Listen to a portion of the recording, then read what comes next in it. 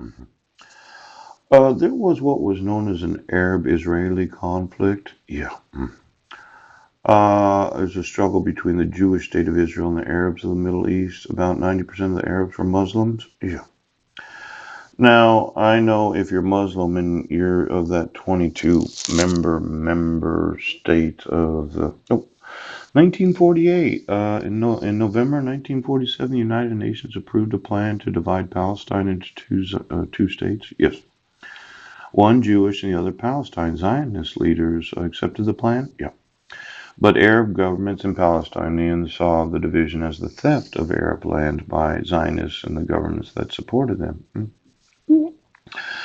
Now, British rule over Palestine ended with the Zionists proclaimed the State of Israel on May 14th of 1948. Yes.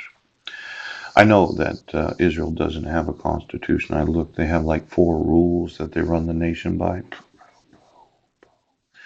But I just wanted the original United Nations agreement that gave them the authority to go to war, that caused more than 700,000 Palestinians to become refugees. Now, I know Israel is big on this whole Jewish religion that they have.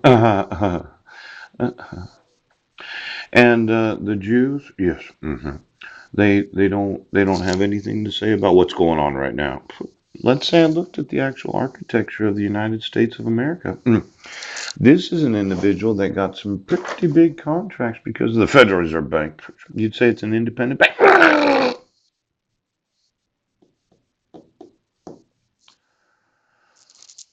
Is it an independent bank that the United States Treasury works with, or does have control of the monetary supply of the United States of America?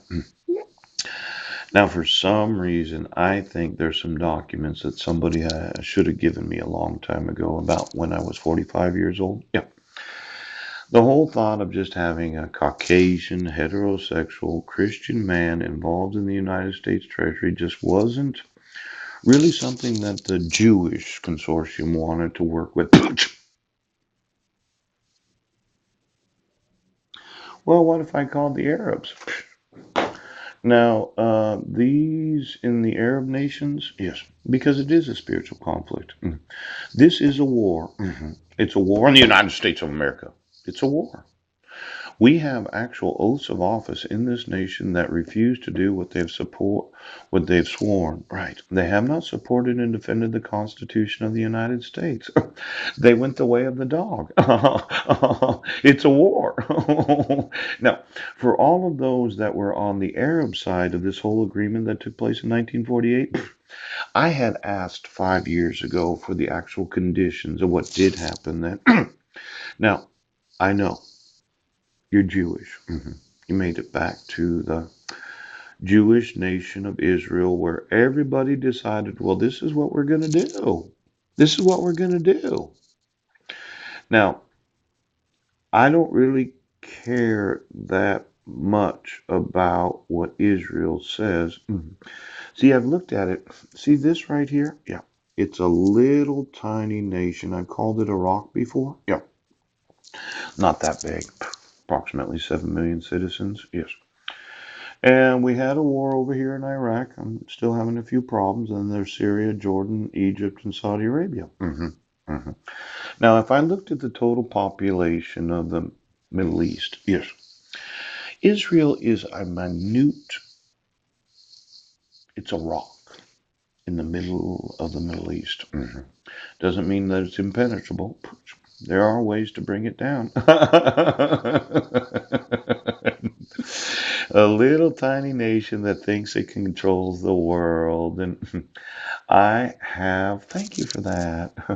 I have, Camp David. Oh, now I am absolutely sure that the United States is very influential throughout the world, and this doesn't look good for us.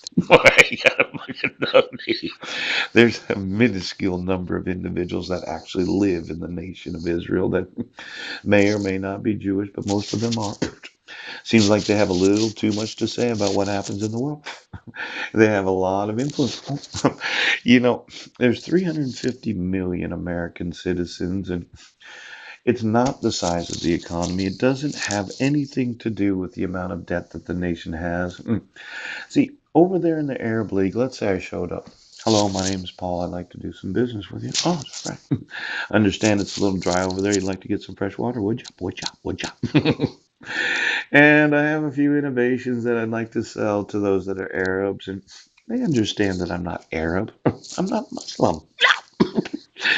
And the thought of this nation refusing right now. Oh, well, Israel. I think that you have a little too much influence in the refusal. Well, why don't I call my Arab friends over there that built? Yes. Some guy named Mohammed built the first mosque after his own personal residence. A lot of Arabs, they go over there. They got a lot of literature. Oh, about 1600 years ago, with a pre-Islamic poetry.